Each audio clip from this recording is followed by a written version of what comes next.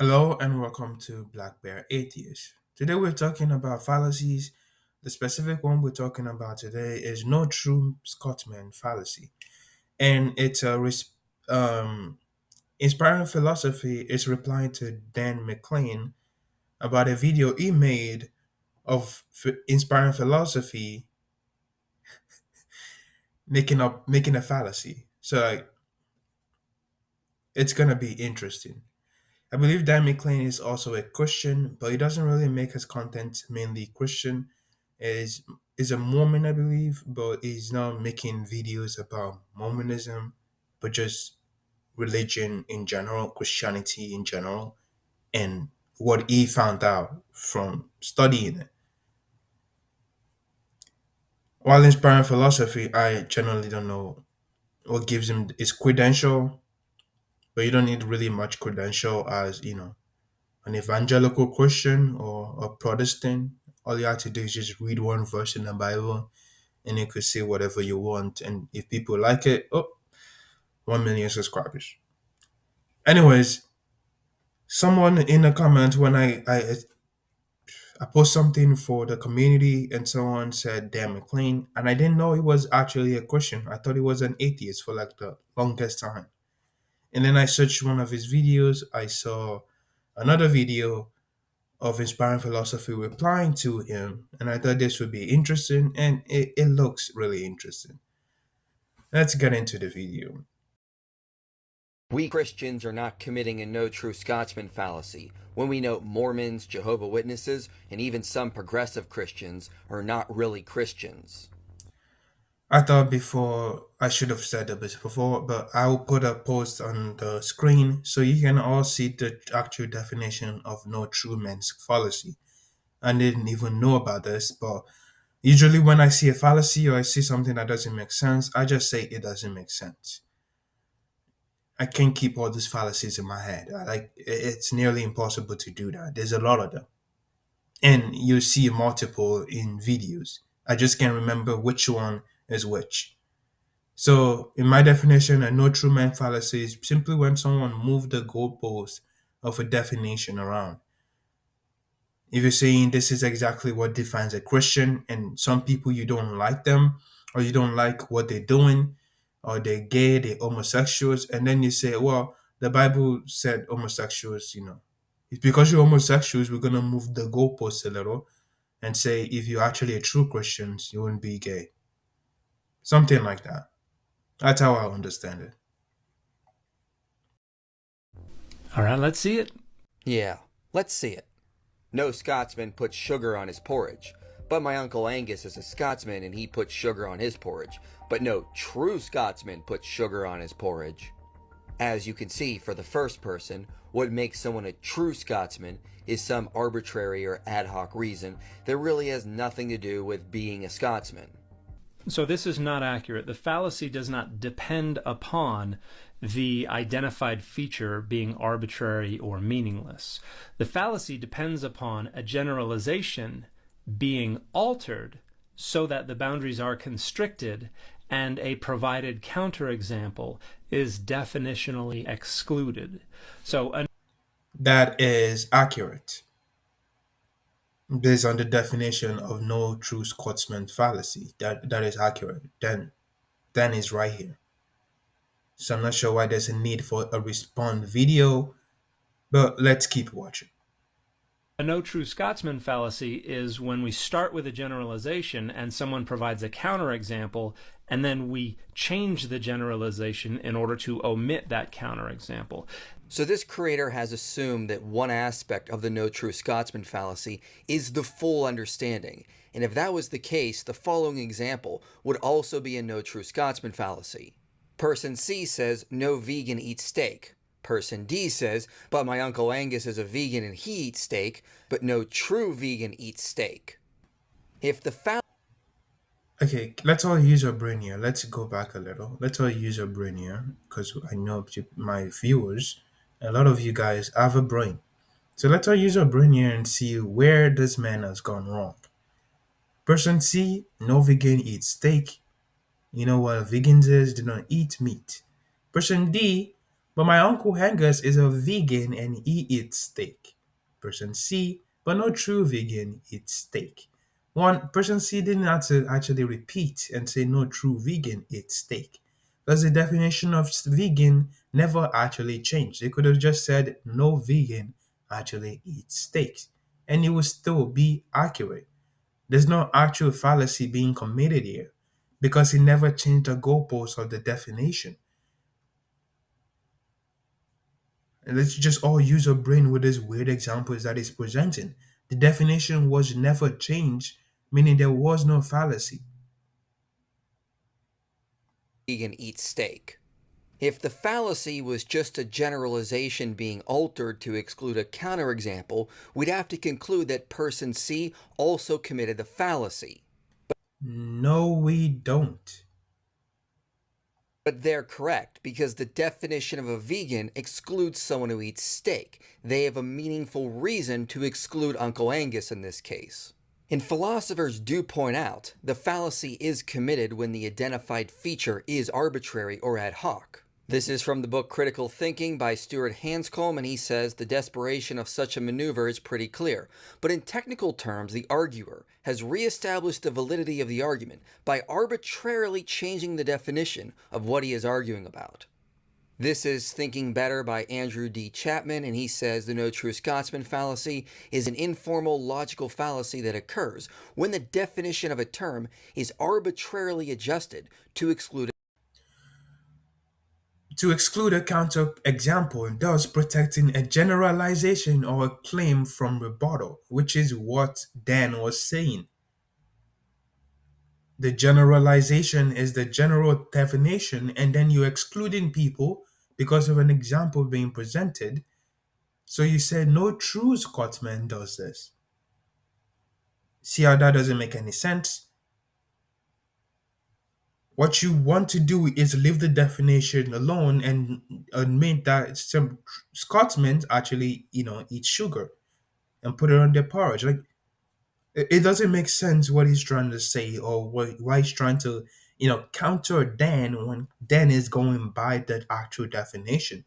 And the examples that he's bringing up also show that. Okay. a counterexample. And of course, we can go see what Anthony Flew himself says in a dictionary of philosophy, and he says, the danger and the appeal of this maneuver is that the maneuverer may persuade himself and others that this piece of arbitrary redefinition has shown the original contingent contention, after all, not to be false. So the identified feature has to be arbitrary or ad hoc. Otherwise, no fallacy was committed. And this is why Christians are not committing the no true Scotsman fallacy. When we have a definition of the word Christian that does not include groups like Mormons, we have a meaningful reason for it. However, And we all understand that that's what he was going for. Saying the person, like the vegan example, is not committing a fallacy because, to begin with, the definition of vegan does not include the uncle, which would be accurate. Except I don't think the Bible actually exclude Normans or Jehovah Witnesses.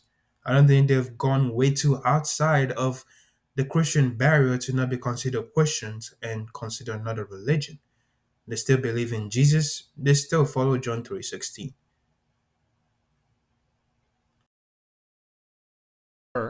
if they say, well, Christians believe this, and somebody says, well, what about Mormons? And they say, well, real Christians or authentic Christians or Orthodox Christians or historical Christians or something like that, that then becomes a no true Scotsman fallacy because the generalization has been altered to definitionally exclude the provided counterexample. So no, it depends on if the definition is arbitrarily altered.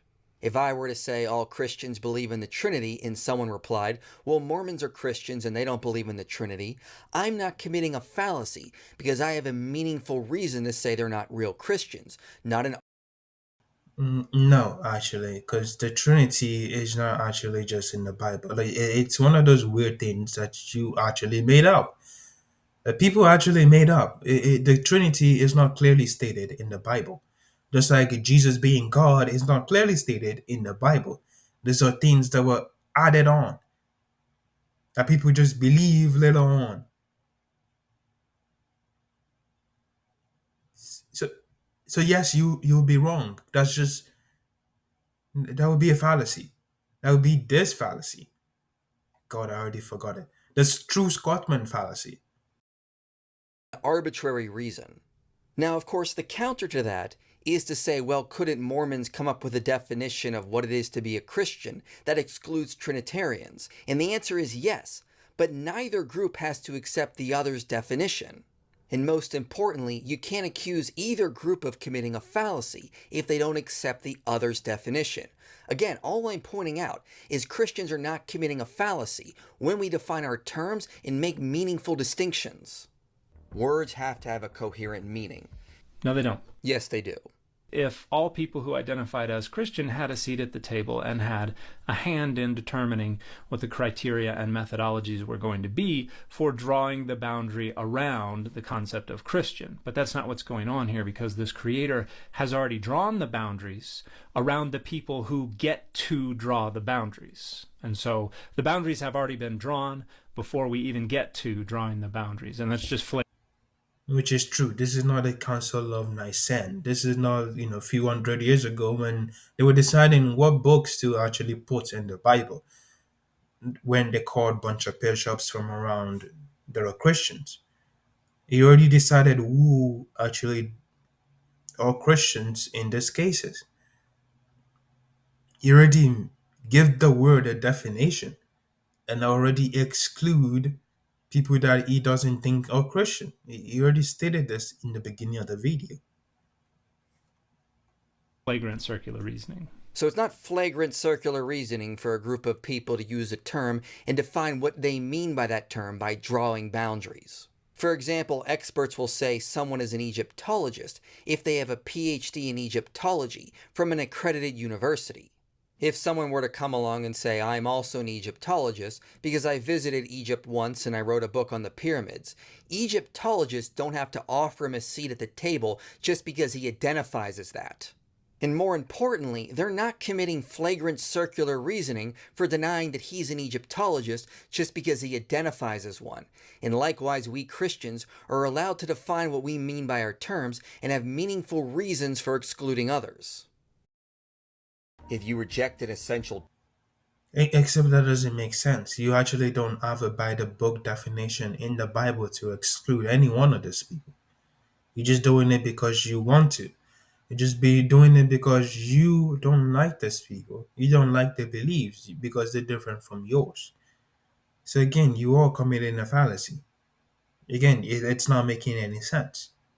If you're excluding these people because of your personal beliefs and not even according to the book, you're committing a fallacy. Like it doesn't make any sense. doctrine, like the Trinity or the physical resurrection of Jesus, you're rejecting an essential aspect of what it is to be a Christian. Not the Trinity, because that's not in the Bible. The resurrection of Jesus, yes, and I believe Mormons actually believe this, and Jehovah Witnesses definitely probably believe this. I mean, who are they witnessing to? Let me make sure that, because I've heard from people saying Jehovah Witnesses have weird beliefs and they're not technically Christians. I've heard this too much. I think they're pretty popular in Nigeria too. I've heard them like Jehovah Witnesses, but I think they also believe that Jesus rose from the who rose from the dead. Like that's one of the only things you could say it's a foundational for believing in Christianity. That Jesus rose from the dead and he did a magic trick.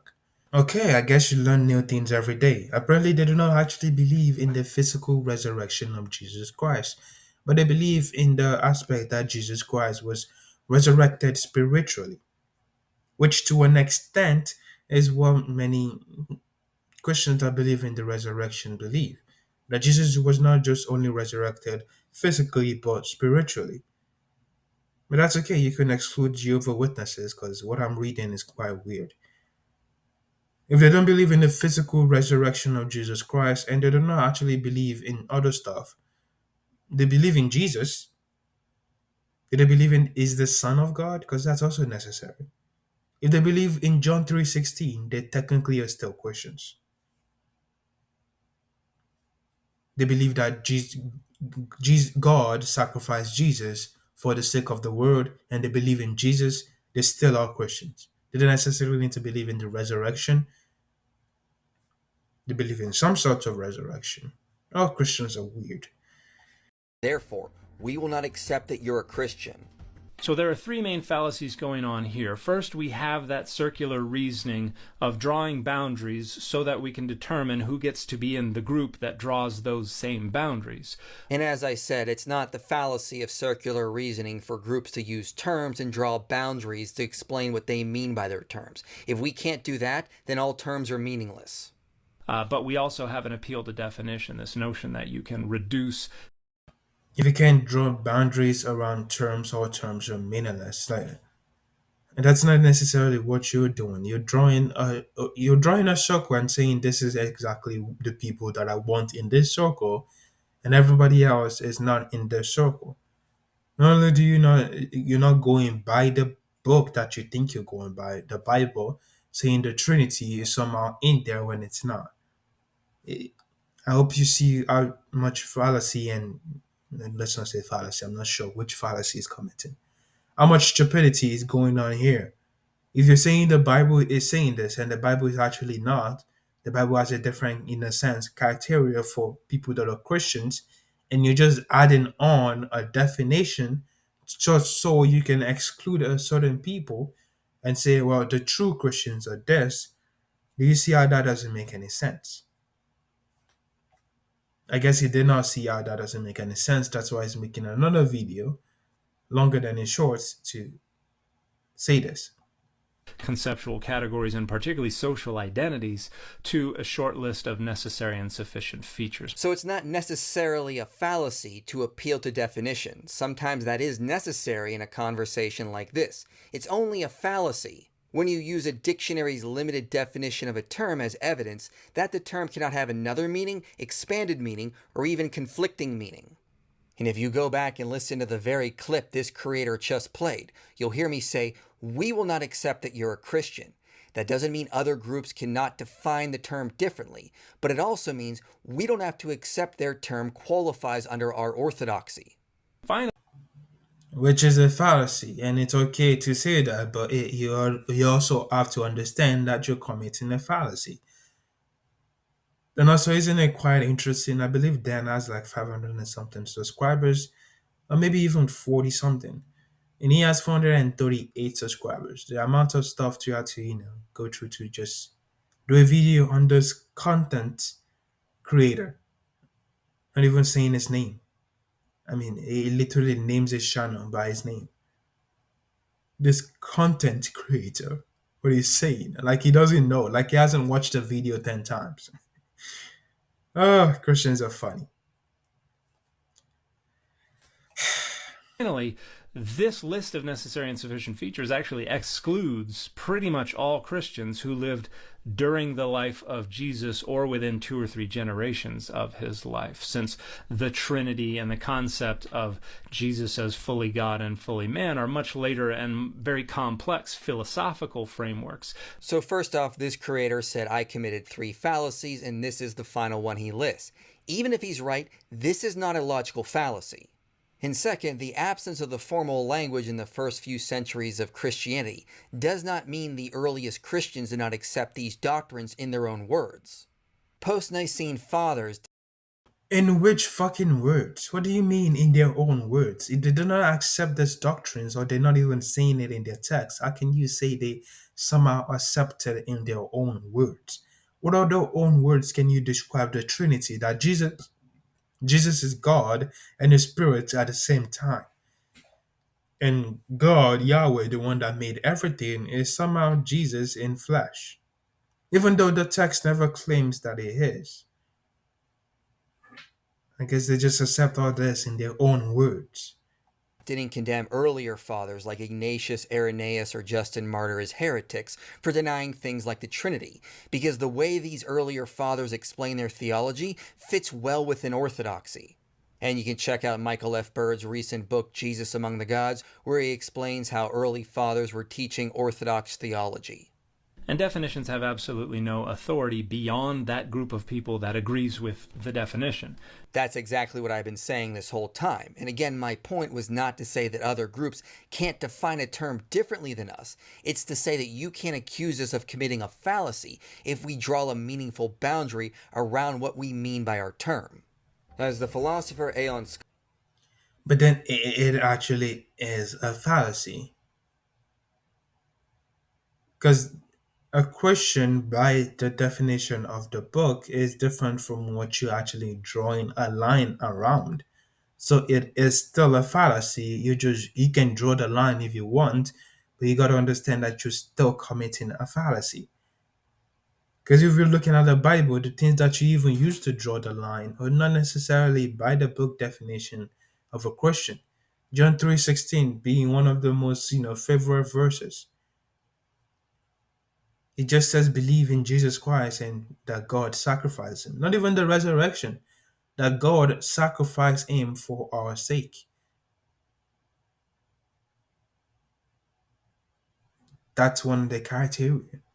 And that's not even what you mentioned. You mentioned the Trinity, like that's somehow owed any important to anything if God was Jesus. So yeah, you could say it. It just it doesn't change the fact that it's technically still a fallacy that you're committing. Scobble says. Now I'm good. Now, I don't think that was intentional, but I don't think you should present this attitude to your audience that we should be ignoring what professional philosophers have to say on this issue. I think he studies the Bible. He studied the Bible and he went to countless of schools. I'm not sure, again, like I said in the beginning, what inspiring philosophy actually is credentials are, but Dan actually has some few credentials back in, I don't know, his entire videos. Anyways, I'm not on any one of their sides. I think Mormons are just as delusional as any other Christians. It's the same thing. It's the same delusional bullshit. Like they're both delusional. Inspiring philosophy, hiding behind philosophy, which is actually quite an interesting topic in philosophy in general. But like they're just hiding behind it and say, "Oh yeah, this is some credential." No, it's not. You're just saying words, making them look pretty, and with no evidence to back it. That's garbage. Anyways, both sides are delusional, believing things with no evidence. It's same thing. Whether you go excluding them from being Christians, they're a religion after all. It doesn't. You can exclude them from that. You can call them a cult however you want, denying the fact that you are also a cult. That's all I have for you today. I think I'm done ranting now. Thank you for watching. If you like the video, please like and subscribe. Leave a comment. Have a lovely day, people.